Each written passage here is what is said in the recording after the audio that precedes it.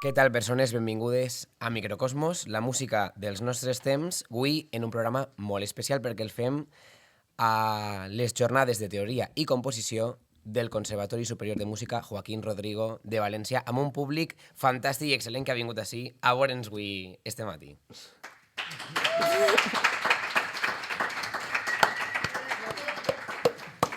És un programa molt especial. Álvaro, benvingut, per cert, què tal? Gràcies per donar-me la benvinguda. Vinga, així estem en un programa especial perquè s'inicien les jornades amb el músic, activista cultural, creador sonor, Llorenç Barber, i tenim el privilegi de tindre-lo al programa. Senyor Barber, benvingut al programa de Microcosmos. Mil gràcies. Sou acceptats com a bons directors del micro, perquè també existeix el macrocosmos, no? Efectivament, no el treballem nosaltres, però sí. Bueno, pues el moment seria de pegar-li una entraeta. Bé, li faig una pregunta aixina molt ràpida. Jo l'he introduït com a creador sonor, com a músic. Vostè com es definiria? Jo, músic. Músic. Sí, tots els adjectius sobren. La vida és música. Lo de més és diríem, n'hi ha gent visca i n'hi ha gent sorda, n'hi ha gent que escolta el que no deu, i aquest tipus de coses. I entonces busquen adjectius per apartar-se. Diu, fora la brossa, jo només conec que no sé què. Bon, músic. Fantàstic, doncs. Jo crec que una de les sorts que tenim de tindre-lo així és perquè vostè pot oferir una panoràmica prou ampla del que ha sigut el panorama musical valencià dels últims 50 anys. Aleshores, la primera pregunta va per ahí. Com era, per a tots aquells que no van viure aquest moment, com era la creació sonora a la València i a l'entorn valencià de fa 50 anys? Com estava la cosa? Fa 50 no me'n recordi, però fa 60 sí. Ah! I el conservatori era un lloc xicotet que pujaves diversos pisos. En un racó del segon pis n'hi havia una escalereta que feia així una helicoide i allí estava l'aula de compositors. I era un quartet xicotet i don Amando, que a més era mig coixo, pobret, diu en París, que jo he estudiat en Messiaen, sempre deia que havia estudiat en Messiaen. Nosaltres diem, pues no es nota on és, però sabia un nou, sobretot de contrapunt. Bueno, sabia de tot. I quan feia algun examen, ell contava, diu que per als exàmens de presentar-se a aquestes cases, pues havia que dur les partitures. Diu, jo tenia que anar en un carret perquè les partitures eren més altes que jo. Luego, era un enorme compositor i una enorme bona persona i entonces podries començar contant una historieta o passem? Vinga, anem amb la historieta, si no és molt llarga. No és molt llarga, però diríem és algo que jo volia contar-vos. Un dia jo puig allà, estàvem en tercer de contrapunt, que ja era més que la fuga i els contrapuntos a la quarta i a la quinta, era ja les corals de Bach. I a plegue hi estava un amic meu, Paco, en un gran cap, ja se m'ha oblidat l'apellido, i estava ell allí aguantant-lo i este home, mal Paco, veus, mal Paco, i més mal Paco, mal, i ell tot roig. I quan ja s'alça se'n ve, diu, Llorenç, això era tot de Bach, això era, ho ha copiat perquè com l'última classe me pegava un xillit, jo volia créixer-me un poquiu, i esto tot és de Bach, jo no he fet res. I bueno... Bé, però Amando Blanquer d'aleshores corregia fins i tot a Bach. I se podria ser un dels titulars, no? Bueno, sí, exactament, i sí. Però sí que podríem dir que ell vertebrava el panorama compositiu valencià en aquell moment. No, allò era molt més ampli. O sigui, els més amics eren Paco Llàcer i Wagner, per mi. Diríem, jo era el nerviosillo de poble que aplegava allí i volia saber-me tot i volia dir-me tot i volia contar-los que jo m'avorrisc. I era molt difícil perquè la gran pantalla que era Amadeu, don Amando, i no me deixava passar ni una, a mi me tratava igual que a Paco, o sigui, li va tocar aquell dia d'ell, però altres vegades me tocava a mi. No, València era molt... I estava el quisquillós de don Vicent no sé què, que és el que estava casat amb Matilde Salvador, i... Vicent Asencio. Asencio, ajudeu-me, perquè la memòria, cada vegada que vaig a dir un nom, me quedo buscant la parauleta. O sigui, ajudeu-me, que sabeu més històries. Era molt més ample i molt més ric, però sempre de la mateixa història. Eren fills, diríem, de lo que València i Espanya, perquè València no és València, València és Espanya, és un trosset un raconet de la gran Espanya, diríem, en el franquisme, que fa el que pot per subsistir i a plegar, no se sabia a dónde íbamos a plegar, que després ja veurem que no han aplegat a ningú lloc. Però tots ho intentàvem i tots, sobretot, ho desitjàvem. Clar, Luego, i dins d'este entramat acadèmic i artístic, nosaltres volíem saber un poc més d'un dels grups que ha marcat aquesta trajectòria d'experimentació i d'art sonor a València, el grup Actum. No? Sí. Què ens podries contar d'aixòs inicis? Plorar un poquillo, però plorar d'alegria. Diguem, és la primera vegada que sense que jo diga Actum, algú nomena el grup Actum. El teníem preparat també. Havíem estudiat. Inclús en l'epígraf de lo que heu anunciat, no? Sí, sí. Però, perquè sapigueu, en València, com en tot el món, però en Espanya diríem que venim de segles i segles de dictadors, és molt notori. No n'hi ha memòria. I al no haver memòria ocorreixen coses com el dia que va morir el més bonic dels Actums, li diuen José Luis Berenguer. Era un tipus extraordinari que va ser capaç, amb l'ajuda d'algun enginyer del so, de fer que està en l'exposició una caixeta que és un miracle que s'ha salvat perquè Pep Llopis la tenia en sa casa. Bueno, i jo sempre li vull la foto i la tinc allí. Pues ell va ser capaç de fer una màquina que filtrava el so blanc i de dues maneres, de dalt per baix, de baix per dalt, o sigui, l'analític i el sintèctic, o sigui, eren dos caixes, però ell allí el tenia, i ell va ser molt important en Actum, no solament per això, perquè gràcies a això en València inventàrem una cosa que no existia en Espanya. En aquell moment no existia. Àlea ja havia mort i Fonos encara no havies començat. I allà al mig, i Cuenca tampoc. Però entonces nosaltres vam tindre en algun moment una desgràcia d'estudi de música electrònica on diversos companys meus venien des de Madrid per passar els dies que foren i fer petites o grans obres amb la petita maquinària que teníem nosaltres. Això és important. Però després, al mateix temps, va resumir tot el que ell sabia de música electrònica i va escriure un llibre editat en Torres Editor, un llibre de Roget que està també exposat en una de les vitrines d'este milagre que és una retrospectiva que m'han dedicat i això no m'ho podia jo esperar en la puta vida, menys de València, però realment és el gran esplendor. Bueno, dic, i va morir un dia, fa 3 o 4 estius, i me vaig enterar per una raó, perquè va haver un email, no sé com se diu, un Facebook xicotet d'un desconegut que diu ha muerto el guitarra de los 4 Zetas de los años 60. És de veres, los 4 Zetas, estava Lluís Miquel, i estàvem 2 cosins meus, i estava ell tocant el baix. I gràcies a que algú recordà allò, lo de que ell havia fet el còmic, o que ell havia fet unes partitures visives extraordinàries per piano i per a lo que siga, i que ell havia fet l'electrònica, que havia escrit i publicat en Torres Editor, en aquell moment Torres Editor era diríem, una llumenària dintre de tota Espanya, diríem, València és Espanya i la millor i la pitjor part d'Espanya, però ahí està.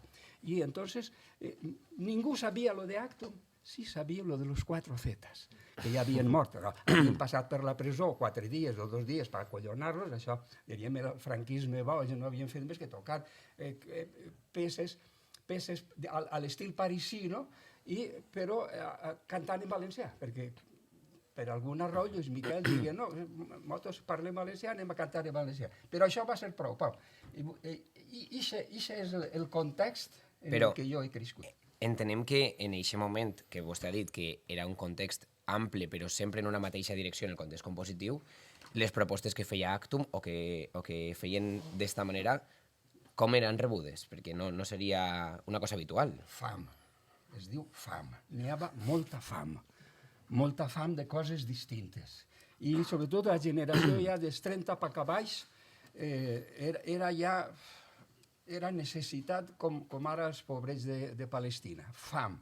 I bombes damunt perquè no facis res, no te cregues res, i aquest tipus de coses. I nosaltres fèrem aquest petit grup. El petit grup era José Luis i jo. Però els meus companys de conservatori, Salvador Porter, que potser l'haureu conegut, era el solista de l'orquestra, companys meus de piano, els germans Baró, Benet són dos germans, els dos percussionistes, bueno, un percussionista i l'altre fagotista. I diríem, l'actum érem José Luis i jo, i aquestes persones, companyers meus del conservatori, de les aules d'allà, que anaven convoyant-se, no? Se van convoyar. Van durar 2 anys perquè el públic no cabia. Ara, no cabia a on? Jo vaig conèixer un senyor en una cabineta, els meus germans tenien una petita empresa, jo estava a la universitat i en el recreo de les 11 jo anava a aquesta cabineta i jo entregava els papers de l'empreseta d'exportació dels meus germans. Un senyor apareixia allí, em donava 2 collons i me tornava i jo anava a casa.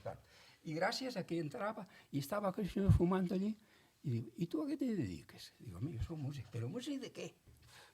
¿De qué te dediques? Dic, pues fem músiques rares, jo què sé.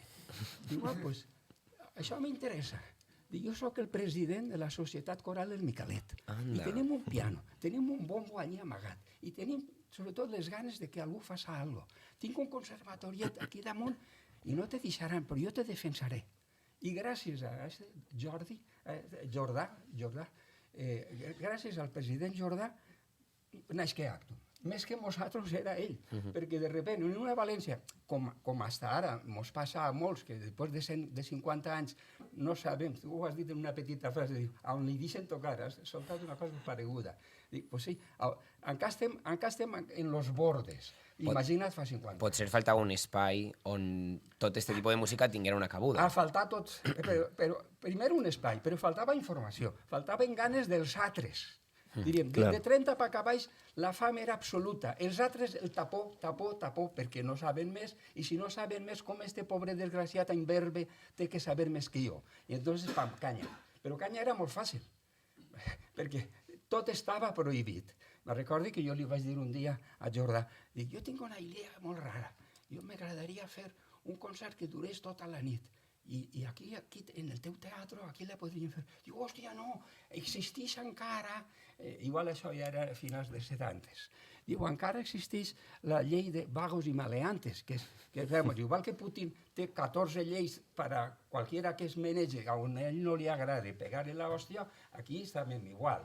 I entonces, això és ben fàcil, això degueren inventar-ho en el paleolítico inferior, però bueno, todavía està viu. I me va dir, espera't a que passe algo en les altes esferes i ho fem perquè serà bonico fer-ho.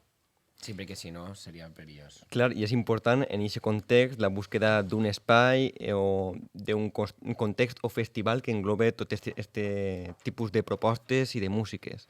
Avui en València podem presumir de tindre un festival molt potent, com és el Festival Ensems, en 45 edicions ja, però en els inicis apareix Llorenç Barber. Com van ser els inicis d'Ensems? Van tindre una poqueta de sort, ja Muguer Franco, i nombraren director general de música, això no ha existit mai. A un senyor que era teòlogo, sabia així de retor, era especialista en la filosofia de l'escola de Frankfurt, o sigui, Horkheimer, Adorno i tots això, el senyor dominava l'alemany i era traductor de tot això, i ell estava de retor allí en la universitària, la Complutense de Madrid, i el ficaren de director general.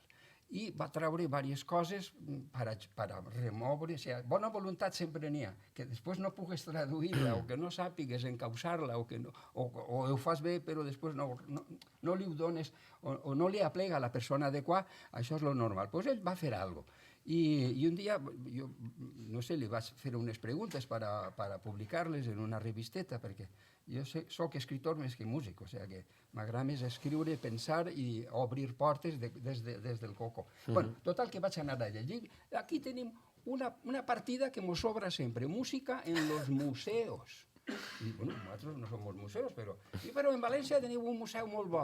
Ja, doncs té raó. El senyor és el Museu del Riu, com se diu? El Belles Arts. El Belles Arts, exacte, gràcies. I allà estava Felipe Garín. El papà va ser professor meu i el fill ja acaba de morir fa molt poquet de temps, l'he conegut més tard, però el papà tenia un senyor, un abuelet, que ho feia tot. Diu, deixa'l entrar, perquè diu que de Madrid mos pagaran i podrem fer tal. Total, mos van obrir el museu. I el museu té una saleta que no és més gran que esto, quasi, un poquit més, però no massa, i allí es començarem a fer, però en baix, en el claustre també, ho omplirem tot. I allí dalt hi havia un piano antic que no es podia tocar molt perquè allí havia tocat una vieja momia espanyola, valenciana, y lo tocó fulanet, y entonces ya que tocaba... Encara estaven les petjades, no? No se puede tocar per si se borraven les petjades d'esta senyora. Bueno, mos deixaren això. Durà 2 dies. Quan vam veure que el primer concert era Fluxus, el millor concert Fluxus que s'ha fet en Espanya, retrospectiva, el va fer un especialista en piano pieces, en peces per a piano, de Philip Corner, i va fer totes les barbaritats del món. I en l'última, ell i Carles Santos m'agarraven a mi, que estava sentat en el públic, i me tiraven dins de les cordes. I clar, algú li ho va dir allí i van dir, no, este piano se cierra. I apányense vostès lo que quede. I, bueno, el que quede, pues, n'hi havia un pianet que anava pegant voltes, com ara. Ara acaben de tancar l'Institut Francès. La desgràcia valenciana és terrible. I gràcies a això tenim un piano ara en el centre del Carme, que ja el toquem.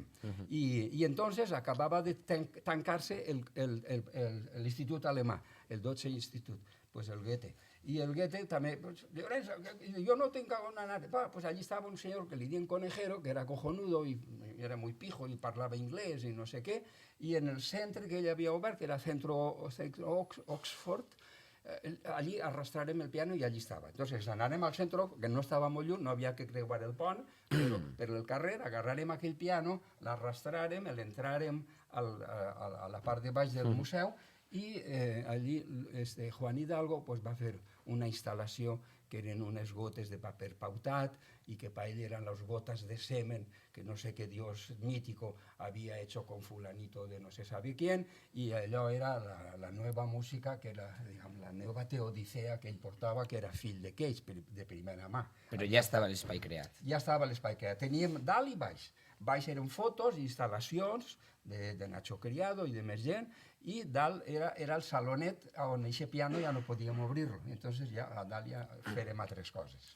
Però la importància sí resideix en crear aquest espai, no? O anar creant aquests espais per a que tota aquesta música tinga cabuda, tots aquests plantejaments sonors o artístics, no? Que sí. Era el que no hi havia, la necessitat d'un espai. Exacto. Diríem que perquè quede ben clar com passa ara, sempre el poble, per dir el poble, som tots nosaltres, el papà, mamà i els germans i els veïns i l'alcalde un poquet, però sí el consellal de cultura i els quals més, és que aquí n'hi ha diversos estratos, com en la selva, cada un està en el seu trosset, i si te mous del teu trosset, mueres, però tenies que estar allí.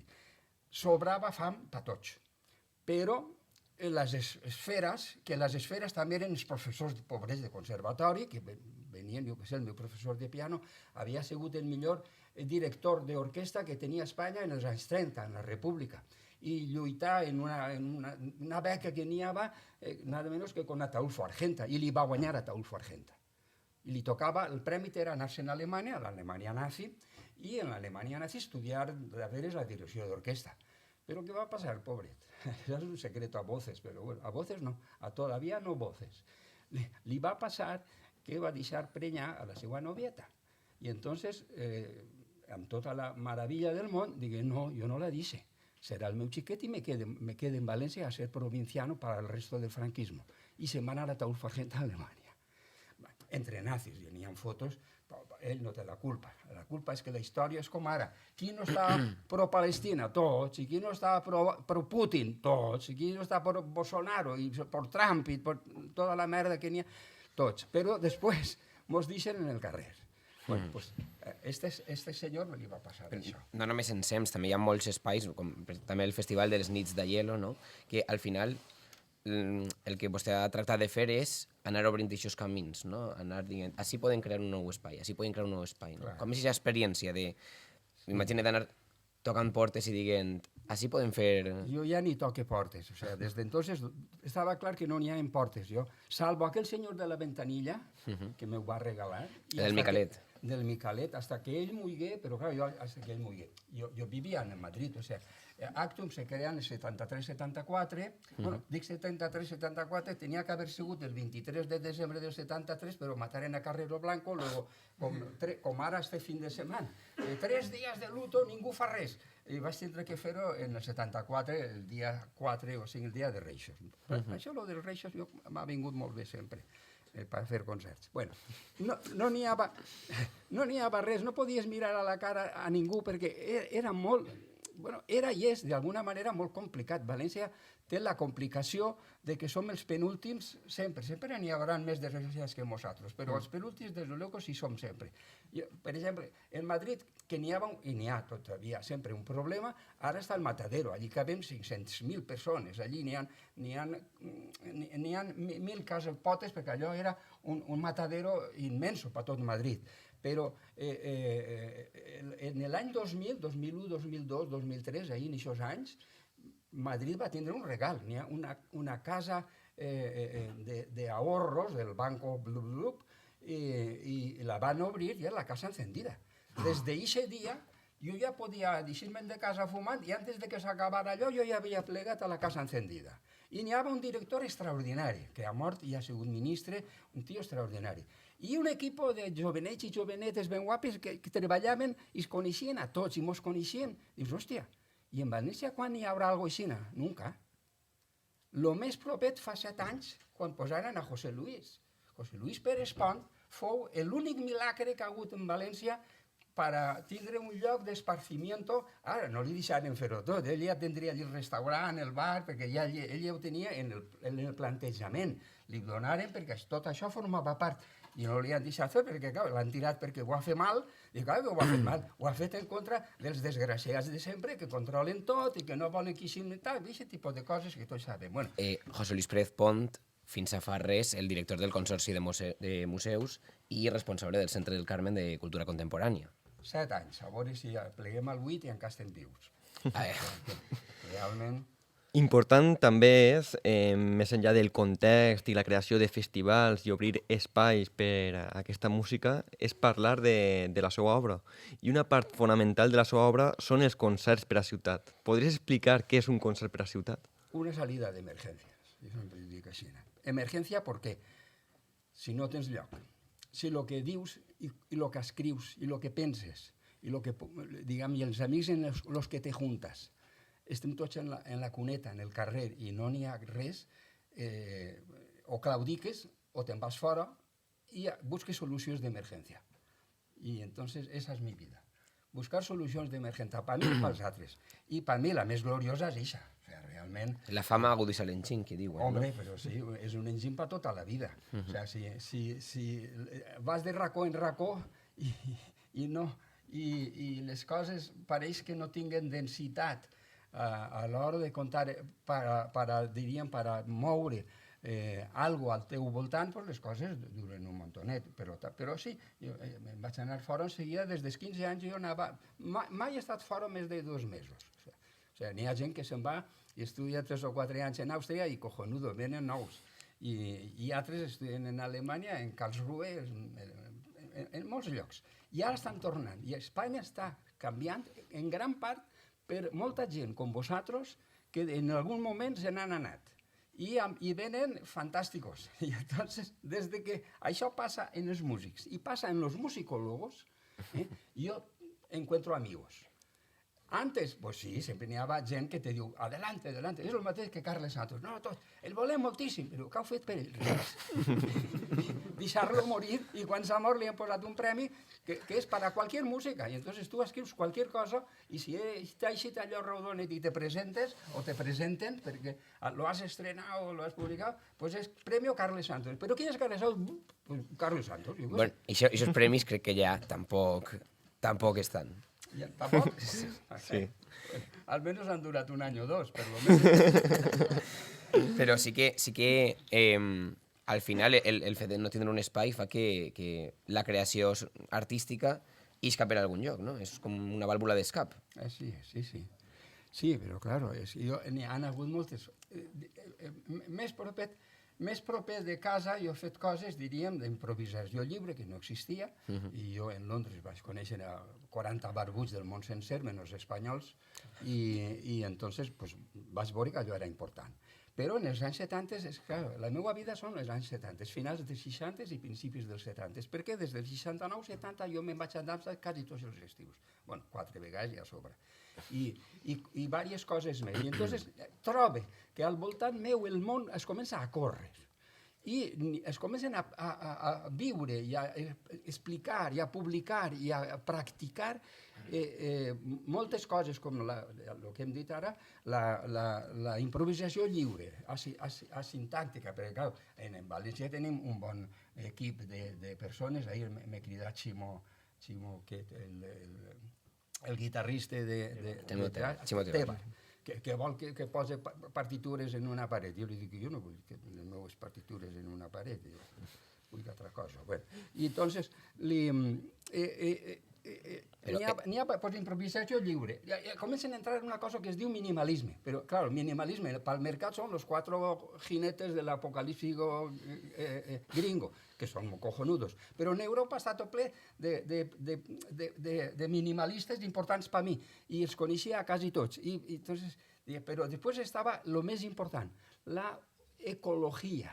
Es comencem a tindre un problema terrible en els anys 70 que es dia estem quedant sense capa d'ozono. Ja no pots anar a la platja sense posar-te no sé què i el món i tal, i que va ser molt complicat. I una revista preciosa que va néixer entonces, que jo vaig escriure un muntó ahí dins, que es diu Ozono. Bueno, és tot ple de paradigmes que exigeixen, diríem, el cos, la vida i el canvi de tot. Ja no és que m'he leído 2 frases i jo ja sé, no, era dedicar-te a moltes coses d'aixes. I això entra en Espanya, via Catalunya, via Nova York. Carles Santos se'n va a Nova York perquè s'avorreix d'estar així i tal, després de que va a la presó i de que el conceptualisme, pam, el tiren a la terra. Tal. Y todos estábamos ahí, pero entonces ahí ve la desgracia. ¿Qué fa el resto del mundo? O sea, nuestros compañeros maravillosos de la música contemporánea de Fraga. ¿Qué fan? Estar con Fraga. Y con Fraga era con Franco. Y Luis de Palma dijo, no, yo no quiero participar, pero tengo aquí una piececita con tal de que cobre, y le cambio el título y esa piececita se llamará Testimonio. 25 años de paz. Y fa una peça que él dijo, no, yo no la escribí, excuses, però Franco. I estrena Testimonio. I, claro, quan mor el Franco i apareixen els demés i apareixen tots els 4, diríem, jinetes nostres de coses que l'establishment no li entra en el cap, i menys a Luis de Pablo, pues, un home més tancat i poregós, com si l'haveren matat a d'ell. I entonces, pues bueno, ¿qué pasa? N'hi ha diverses Espanyes, igual que n'hi ha diverses músiques i diverses contemporànies, que això en esta casa hauria estar prohibit parlar de música contemporánea. Somos todos contemporáneos. Y contemporáneos ya aquí, pero fora d'aquí tu vas a Àfrica, vas a Àsia, vas a Amèrica del Sur i vas a Gringolàndia i n'hi ha 400 maneres de pensar la música contemporánea y aquí 1,5. Y mandan de todo. Entonces, o eres generoso y abres el abanico, o estem tots en el carrer menys 4. I això és la vida que jo he passat. I, òbviament, contra la que m'he revoltat des de ben pronte, perquè no podies... Menys mal que estava a la ventanilla isa d'un... O sea, era com que tot el món anava a una velocitat, però, bueno, tot el món, una part del món anava a una velocitat i Espanya encara estava... I el treball va ser arrencar certes coses per a intentar ficar a tot el panorama musical d'ací un poc al que s'estava fent per ahí, no? Això era la norma general, però n'hi ha algo especial que ocorreix a Espanya. Bueno, ha ocorregut a los griegos, els ha ocorregut a tanta gent, i és una cosa que diguem transició. Pues en Espanya va haver una transició i encara estem allà començant-la.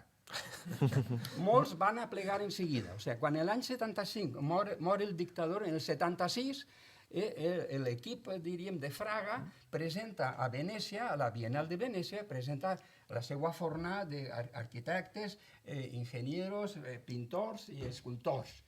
I de repente en Madrid digo, oye, pues si ja s'ha mort Franco, Ara veureu. És a Venècia i això són franquistes. Nosotros somos la república.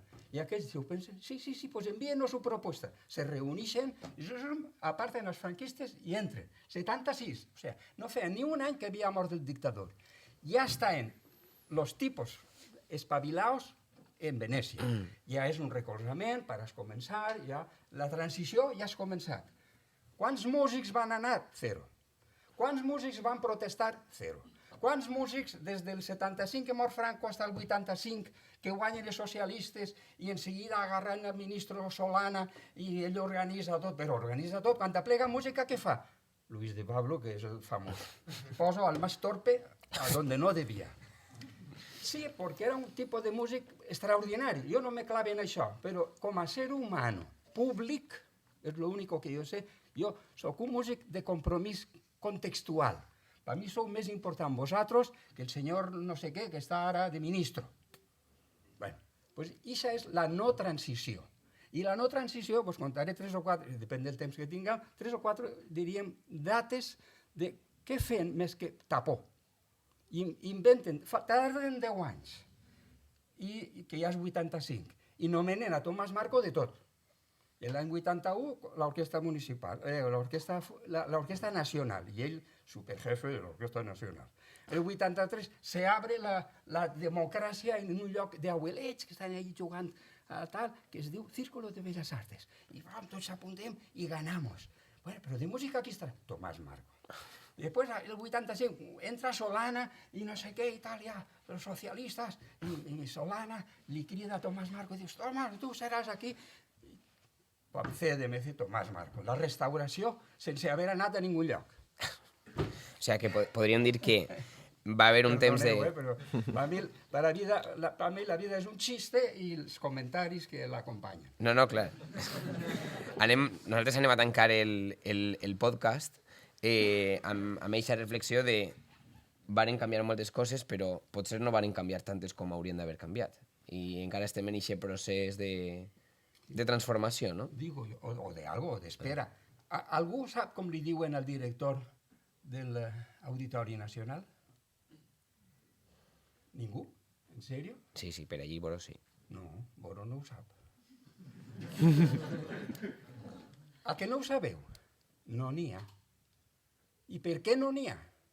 Perquè és més barat no tindre'n. Sobretot més còmodo. Perquè si no n'hi ha director, no n'hi ha capritxos, no n'hi ha gent rara que pensa i sap on estan les coses que convé fer.